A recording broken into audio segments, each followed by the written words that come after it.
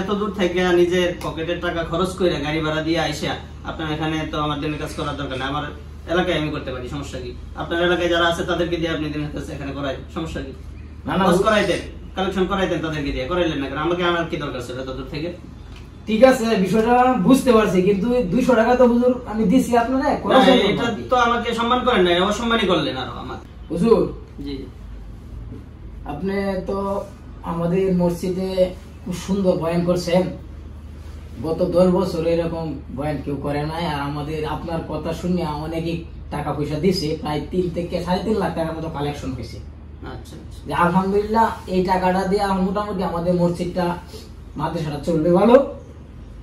তাহলে আপনি কি আজকে রাত্রে এখানে থাকবেন না চলে যাবেন? না, আমার আসলে মাদ্রাসায় সকালে ক্লাস আছে তো চলে যেতে হবে, আমাকে একটু বিদায় করে দিলে ভালো হয়। আমি খাওয়া দাওয়া করে নিছি, সমস্যা নেই, চলে যাই আমি নাকি? যদি আপনার ঝামেলা দিতে বেশি থাকে তাহলে আপনার বিরক্ত করবো না, এমনিতে আপনি অনেক কষ্ট করছেন। ঠিক আছে, তাহলে আপনার বিদায় দেওয়াটাই উত্তম বেশি মনে করি। তাহলে চলে যাবো, বিদায় করে দিলে ভালো হয় আর কি। তাহলে আচ্ছা ঠিক আছে, তে চলে যখন যাইবেন তে এই টাকাটা রাখেন হুজুর।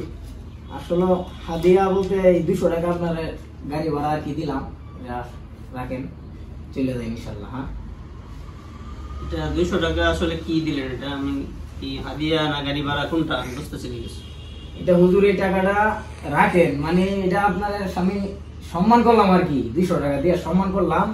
সম্মান করলেন ঠিক আছে, কিন্তু আমি যে এত দূর থেকে একটা গাড়ি নিয়ে আসলাম, এই গাড়ি ভাড়া কে দিবে? আর আমি যে কষ্ট করলাম, কষ্ট না হয় ওটা বাদ দিলাম, কিন্তু গাড়ি ভাড়া তো আমার দিতে হবে, 10,000 টাকা গাড়ি ভাড়া, ওটা কে দিবে? আমি আমার পকেট থেকে দিয়ে কি আপনাদের এখানে আলোচনা করবো এসে? ঠিক আছে, আসলে দেখেন হুজুর, দিনের কাজের জন্য আইছেন, দিনের কাজ করছেন, আসলে তো টাকা পয়সা না দেওয়াটাই বেটার ছিল। এরপরও আমরা এটা সম্মান করলাম, আপনি তো দিনের কাজ করার জন্য আসছেন আগে জায়গা থেকে। না ঠিক আছে, দিনের কাজ করব আমি, এটা আপনি রাখেন, হাতে রাখেন, এটা রাখেন, দিনের কাজ করব ঠিক আছে, কিন্তু আমার এত দূর থেকে নিজের পকেটের টাকা খরচ করে গাড়ি ভাড়া দিয়ে আইসা আপনার এখানে তো আমার দিনের কাজ করার দরকার নেই, আমার এলাকায় আমি করতে পারি, সমস্যা কি? আপনার এলাকায় যারা আছে তাদেরকে দিয়ে আপনি দিনের কাজ এখানে করাই, সমস্যা কি? কাজ করাই দেন, কালেকশন করাই দেন, তাদেরকে দিয়ে করাইলেন না কেন? আমাকে আনার কি দরকার ছিল এত দূর থেকে?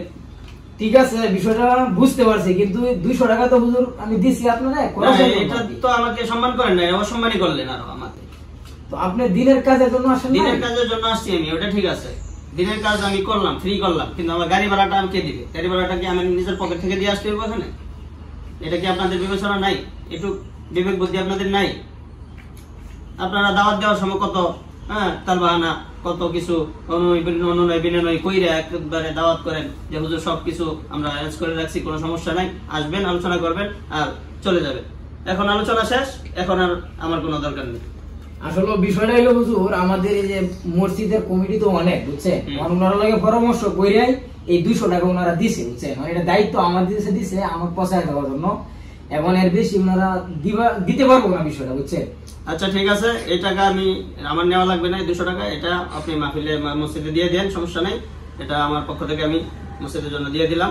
কিন্তু কোনো আলেমকে, কোনো বক্তাকে এভাবে অপমান করবেন না, দাওয়াত করে এনে তাদের গাড়ি ভাড়া নিজের পকেট থেকে দেওয়াবেন না কোনো সময়, ঠিক আছে? এটা আপনারা একটু খেয়াল রাখবেন। আমি চলে যাচ্ছি, ওটা কোনো সমস্যা না, পরবর্তীতে ইনশাল্লাহ এরকম যাতে না হয়।